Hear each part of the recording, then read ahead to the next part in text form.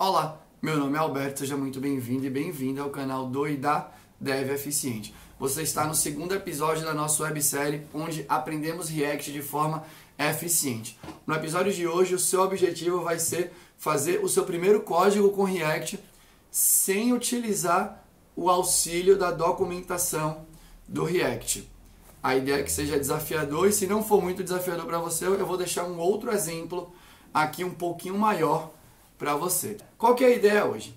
A primeira coisa que você vai fazer é a seguinte, lembra, né, que isso daqui é como se fosse, eu estou te dando algumas ordens, beleza? E eu espero que você siga para você colocar, né, para você desafiar esse método de aprendizado que é suportado aí, né, por uma teoria que chama teoria da carga cognitiva. Eu falo mais sobre ela no final do vídeo para começar com o que importa.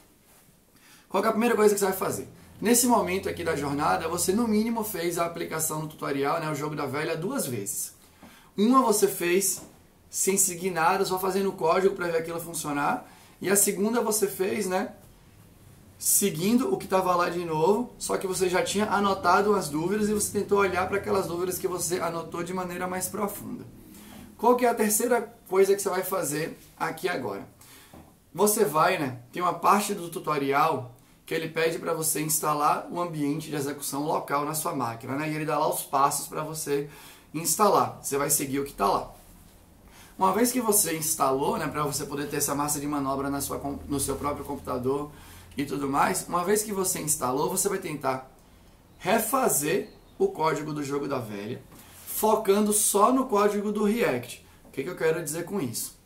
Você vai ir lá no CodePen, né, pegar o código da aba do HTML e colar no seu arquivo index.html, se é que você já não fez. Você vai lá no seu código, lá no CodePen, né, no link que ele coloca no tutorial, vai copiar o CSS e colar no código index.css. Vai seguir o tutorial, né, em relação ao seu arquivo, ali no seu arquivo index.js, né, ele sugere o que você tem que fazer ali dentro, beleza? E agora você vai focar em escrever o código da aplicação do jogo da velha, tentando olhar só para o seu código e não mais para o que está escrito no tutorial. Então, qual que é a progressão que você vai seguir? Primeiro, você vai tentar fazer o jogo da velha sem olhar para o código que você fez anteriormente. É o primeiro desafio, né? Você vai focar só no código do React, o código do CSS, o HTML você já copiou. E aí, se você tiver dificuldades, você vai olhar para o código que você fez anteriormente.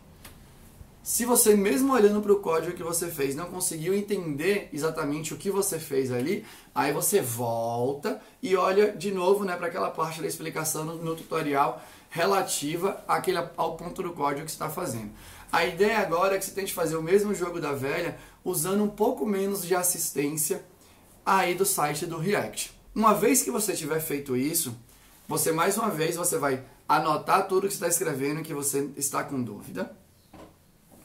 Você vai tentar responder, né, ter mais uma oportunidade de responder as dúvidas que você anotou e até este momento não foram respondidas, beleza?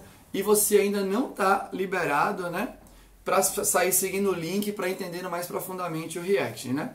Segura ainda em relação a isso. Uma vez que você tiver feito nessa parte da progressão, né, tiver tentado reescrever o jogo do código da velha, focando na parte do React com menos ajuda do tutorial, aí você vai fazer o seguinte. Você vai voltar para a home do site do React. E lá na home do site do React, você tem os 3 primeiros exemplos, né? É um exemplo super básico de mostrar uma mensagem no código React. Depois um exemplo um pouco mais interessante, né, onde você usa um timerzinho para ir contando esse tempo no código com React. E tem um terceiro exemplo onde você faz um to-dozinho super simples, mas já com alguns recursos que você já experimentou no super tutorial que você seguiu. Beleza? Você vai escrever esses 3 códigos copiando o código que está no site do React. Quando você, na home do site do React, quando você acabar de fazer esses 3 códigos, você vai parar e fazer o seguinte. Você vai tentar agora reescrever o código do to-do sem olhar nem para o seu código e nem para o código que está na home, de novo, do site do React. E aí você vai utilizar a mesma progressão que você utilizou lá no jogo da velha. Vai tentar fazer sozinho. Não conseguiu, olha para o código que você fez.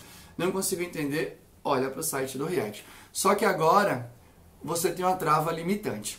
Você não pode sair desse passo enquanto você não escrever o código do to-do sem olhar nenhuma vez para o código que você fez anteriormente do mesmo to-do. Tranquilo?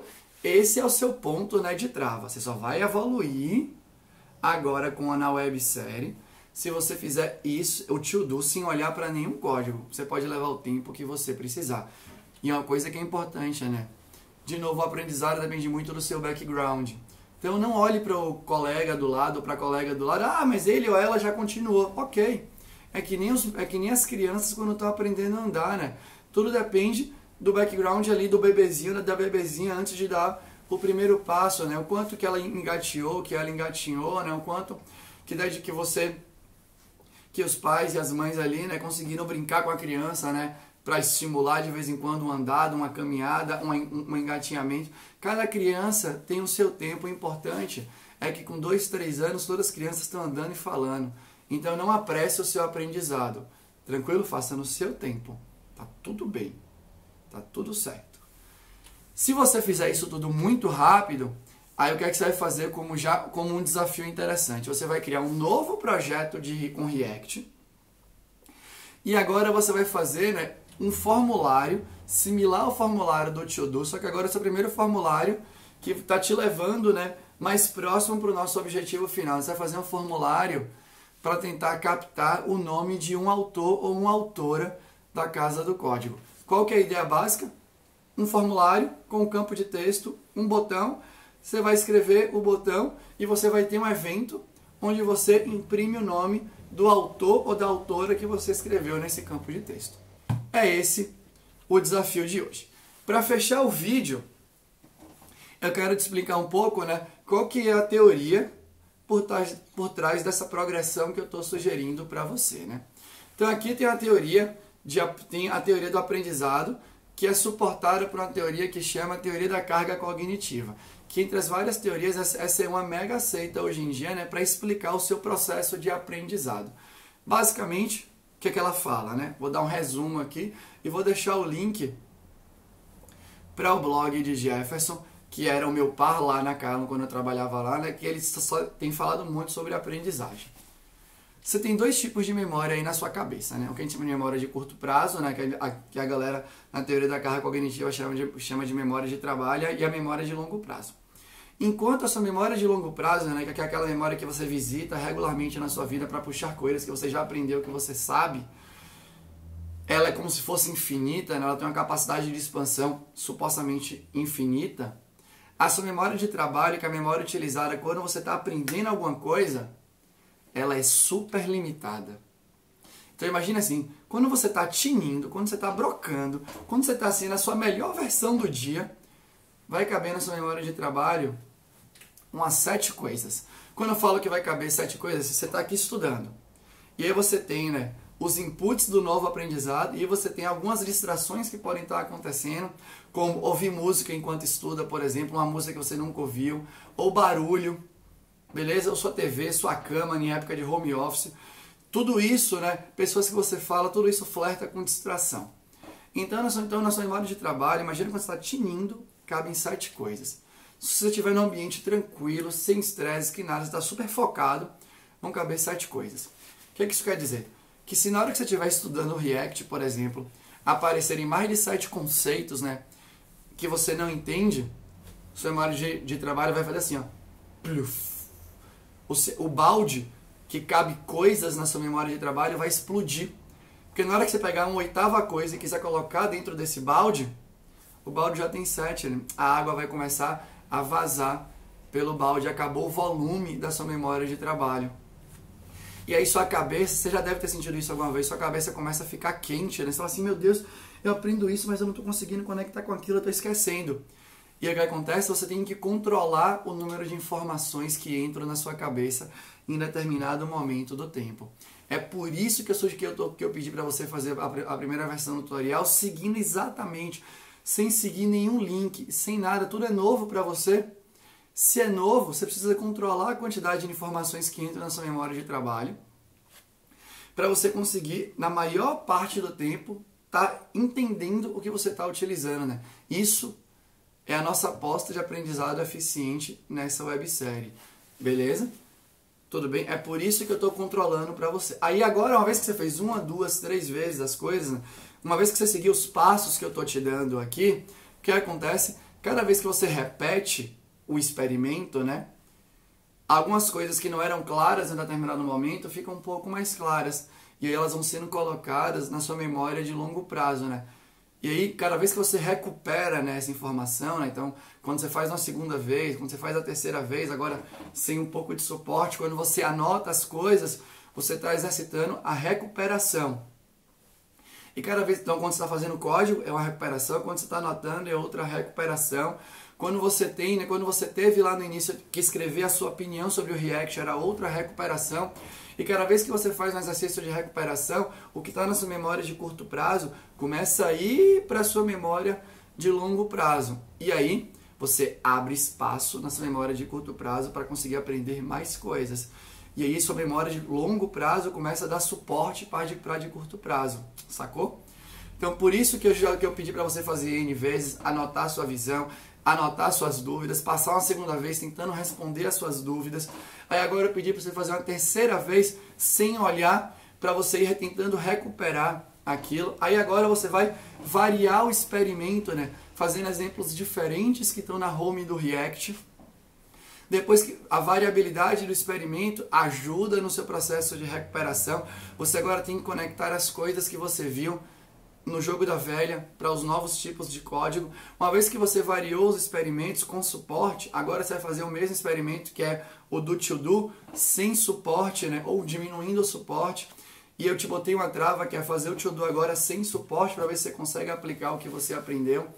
Beleza? E aí se você conseguiu aplicar, né, sem suporte, eu deixei um desafio que é fazer um formulário de cadastro de nome de autor ou autora sem nenhum suporte, né? Ou, por exemplo, você agora vai ter que fazer um cenário diferente, fazendo o cadastro do autor com o suporte do código do to do, que é um código diferente. Você vai ter que transferir o seu aprendizado para cenários diferentes. E dessa forma você está variando o experimento, colocando informação na sua memória de longo prazo e se tornando capaz de usar isso em cenários diferentes até a hora que você for fazer o cadastro do livro. Aí, tudo bem? Essa é a racional, né, por trás do que eu estou tentando fazer com você. Beleza? Era isso que eu tinha para falar para você hoje. Eu vou deixar, obviamente, a explicação do desafio, né, dos passos aqui na descrição do vídeo. Tranquilo? Eu espero que você esteja gostando. Beleza? Qualquer coisa, qualquer comentário positivo, deixa aqui. Qualquer comentário negativo, né, ou construtivo, obviamente, você deixa aqui. Aqui eu vou ter, né, um pedido para você, que é se você tem alguém, né, conhece alguém que manja de React, compartilha a websérie com ele ou com ela, né? Esse é um experimento legal para ver se esse método de aprender a aprender, né, vai te tornar um autodidata ou uma autodidata mais eficiente. Muito obrigado por ter ficado até o fim do vídeo. Muito obrigado por acompanhar a websérie. Se protege do corona, a gente está em abril de 2020, né? Se protege, fica em casa. Vamos passar juntos por isso. É isso, falou!